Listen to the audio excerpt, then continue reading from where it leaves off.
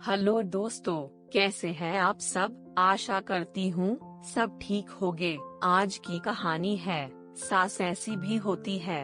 मोना और तरुण, इन दोनों ने भागकर शादी कर ली। मोना मात्र 20 साल की और तरुण 25 साल का था। मोना अमीर घर से थी और तरुण मध्यम वर्गीय था। मोना के घर वालों को इस रिश्ते से विरोध था। उसके पिता को मोना के लिए अमीर लड़का चाहिए था।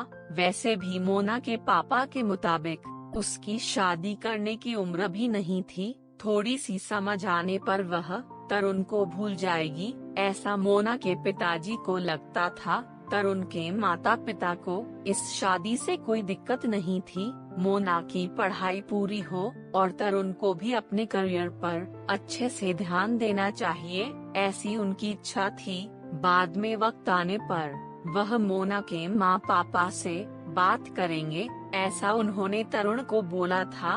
एक बार मोना और तरुण को बाहर घूमते हुए मोना के भाई ने देख लिया। मोना को जबरदस्ती से घर लेकर गया। उसके घर ही तमाशा होने लगा। उन्होंने मोना का घर के बाहर जाना बंद करवा दिया। लास्ट में समय देखकर उन दोनों ने भागकर शादी कर ली। मोना के घर वालों ने उससे सारे रिश्ते तोड़ दिए। तुम कभी भी खुश नहीं रहोगी, ऐसी उसे बद्दुआ दी। तरुण के घर वालों को उनका विरोध नहीं था, पर उन दोनों का लिया हुआ निर्णय उसके माँ पापा को पसंद नहीं आया। हमें एक बार बताया तो होता, हम कोई न कोई मदद कर सकते थे। हम मोना के घर वालों से इस बारे में बात करते, ऐसे तरुण को उन्होंने कहा। पर अब जो हुआ सो हुआ। उन्होंने मोना को बहू के रूप में स्वीकार किया। मोना और तरुण को लेकर वह मोना के मायके में भी गए, पर मोना के पापा अड़े हुए थे। उनको मोना का चेहरा देखना भी पसंद नहीं था। पापा के खिलाफ जाने में माँ की हिम्मत नहीं हो रही थी। मोना के लिए अब मायका पूरी तरह से छूट गया था। धीरे धीरे मोना का तरुण के घर में मन लगने लगा।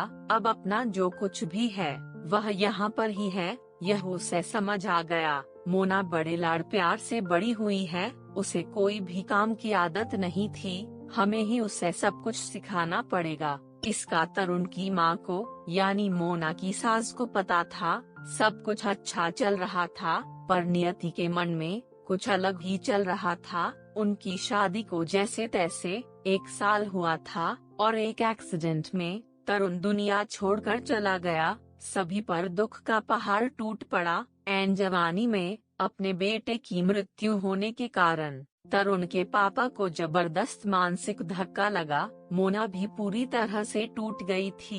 अभी तो उनकी गृहस्थी शुरू ही हुई थी। मोना के मायके वालों को भी यह बात मालूम पड़ी, तब भी मोना के मायके वाले कोई भी नहीं आए। तरुण की माँ इन सब में धैर्य से बर्ताव कर रही थी। तरुण के अंतिम संस्कार का कार्य निपटा कर उन्होंने मोना को उसके मायके छोड़ आने का निर्णय पक्का किया। मोना उसके मायके जाने के लिए तैयार नहीं थी। उन्होंने मोना को बहुत समझाने की कोशिश की। बेटी, तुम्हारे सामने पूरी जिंदगी पड़ी है, इसे बर्बाद मत करो। मैं बात करूंगी तुम्हारे माँ पापा से, जरूरत पड़ी तो मैं उनके पैर तक पकड़ लूंगी। उसे समझाकर वह उसे उसके मायके लेकर गए, पर वहाँ भी उन्हें निराशा ही मिली। उसके मायके वालों का गुस्सा मोना पर से कम नहीं हुआ था। तरुण की माँ के बहुत मनाने के बाद भी उन्होंने मोना को माफ नहीं किया। उसके पापा ने कहा, आपको वह बोझ लग रही होगी, उसे कुएं में ढकेल दो। तरुण के माँ पापा मोना को वापस घर ले आए। मोना के वापस घर आने से घर के बाकी लोग थोड़े नाराज थे। अब मोना को कोई भी खुले मन से स्वीकारने को तैयार नहीं था। कुलक्षणी, अपशकुनी, पोते को निगल गई मेरे, अब बेटे को भी निगल जाएगी यह, ऐसा बोलकर तरुण की दादी मतलब मोना की दादी सास उसे ताने दे रही थी। उस वक्त तरुण के पापा की तबीयत बहुत खराब हो रही थी। यह सब मोना को सहन नहीं हो रहा था। उसने ठान लिया कि यहाँ से दूर निकल जाना चाहिए। रात को सब सो जाने के बाद वह निकलने वाली थी, तभी उसकी सास जो जग रही थी उन्होंने मोना को रोका। कहाँ जा रही है ऐसे पूछा। माँ मुझे जाने दीजिए, मैं अपशकुनी हूँ, मेरी ही वजह से यह सब हुआ। मैं तरुण की जिंदगी में आती नहीं तो, हमारी शादी नहीं हुई होती तो आज वह जिंदा होता, पापा की भी यह अवस्था होती नहीं। मुझे जाने दीजिए, मैं यहाँ नहीं रह सकती। वक्त आने पर आत्महत्या कर लूंगी, पर अब यहाँ नहीं रहूंगी। सच में मेरे यहाँ आने से इस घर की सारी खुशियाँ चली गई। मुझे कोई अधिकार नहीं है यहाँ रहने का। मोना रोते रोते सब बोल रही थी। उसके सास ने उसे पहले शांत किया। मोना, तुम दोनों मिले नहीं होते तो, तुम्हारी शादी हुई नहीं होती तो, उस दिन उस ट्रक ड्राइवर ने नशे में गाड़ी नहीं चलाई होती तो, रास्ते पर लोगों ने तरुण को वक्त पर हॉस्पिटल में ले गए होते तो। बहुत तो है बेटा, और अब वक्त निकल गया है इन सब बातों का विचार करने का। तरुण तो मेरा बेटा था, मेरी क्या अवस्था हुई होगी इन सब में। एक बार तो विचार किया क्या तुमने? वह तो चला गया, और अब तुम भी छोड़कर चली जाओगी मुझे। मोना, तुम मुझ पर बोझ थी, इसलिए मैं तुम्हें तुम्हारे मायके छोड़ने नहीं गई थी। तुम्हारे सामने पूरी जिंदगी है, किसी के चले जाने से हम जीना तो नहीं छोड़ सकते। यहाँ से ज्यादा तुम वहाँ पर खुश रहोगी, क्योंकि यहाँ तरुण की यादें तुम्हें हमेशा दुख देगी। ऐसे मैं सोचती थी, पर जाने दो, जो हुआ सो हुआ। अब तुम तुम्हारी पढ़ाई पूरी करोगी, मैं हूँ तुम्हारे साथ, और इनकी चिंता करने के लिए मैं हूँ ना। सिर्फ तुम्हारा साथ चाहिए मुझे बेटा। इस सब में तरुण के जाने से हर कोई परेशान था।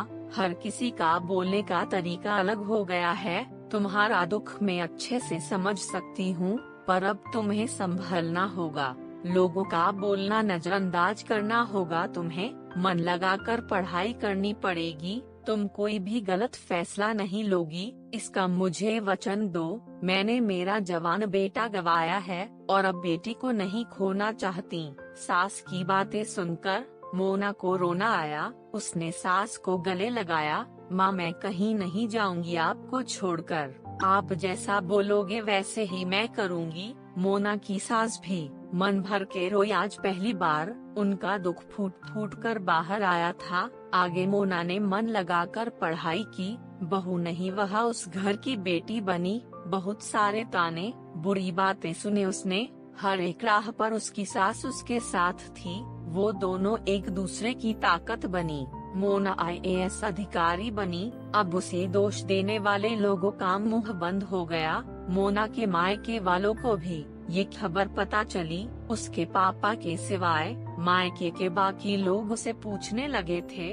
सास ने अच्छा जोड़ीदार चुनकर मोना की दूसरी शादी करवाई। शादी के बाद भी मोना अपनी इस माँ को कभी नहीं भूली। शासकीय अंतिम काल में भी मोना रात का दिन करके सेवा में हाजिर होती थी।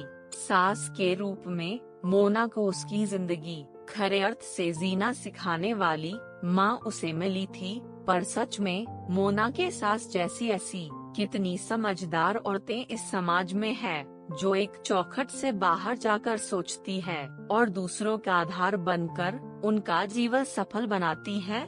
तो दोस्तों, ये थी हमारी आज की कहानी। आपका क्या कहना है इस कहानी के बारे में? कमेंट करके हमें जरूर बताएं। वीडियो को लाइक कर दीजिए, और इसी तरह की कहानियाँ लगातार देखने के लिए चैनल को सब्सक्राइब करके घंटी को दबाकर ऑल पर सेट कर लीजिए, ताकि आने वाली वीडियो का नोटिफिकेशन आपके पास तुरंत पहुँचे। मिलती हूँ अगली वीडियो में। धन्यवाद।